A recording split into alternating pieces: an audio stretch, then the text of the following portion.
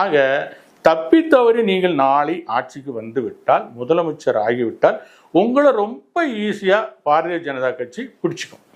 உங்களை மிரட்டியும் பிடிக்கும், ஆதரிச்சும் பிடிக்கும். எப்படி வேணாலும் உங்களை ஆட்டுவிக்க போறது பாரதிய ஜனதா தான். நாளைக்கு நீங்கள் முதல்வரானார் உங்கள் சினிமா வீராவேச வசனங்கள் எதுவுமே பாரதிய ஜனதாவிடம் எடுப்படாது.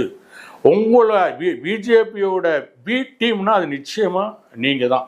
நீங்க ஆட்சிக்கு வருவதும் பிஜேபி ஆட்சிக்கு வருவதும் ஒண்ணுதான். ஸோ விஜய் வேண்டாம் என்பதற்கு இவ்வளவு காரணங்களை அடுக்க முடியும். ஸ்டாலின் வேண்டும் என்பதற்கு ஒரே காரணம் தான், பிஜேபிக்கு எதிராக நிற்கிறார், துணிச்சலாக இருக்கிறார், ஒரு மதவாத அரசியலை இந்த மாநிலத்திற்குள் நுழைய விடாமல் தடுக்கிறார். அதில் எந்த சந்தேகமும் கிடையாது. அந்த ஒரு காரணத்துக்காகவாவது ஸ்டாலின் மீண்டும் முதல்வராக வேண்டும். ஏன்னா நீங்க தப்பே ஒண்ணுமே பண்ண வேண்டாமா, அவன் உள்ள விட்டாதே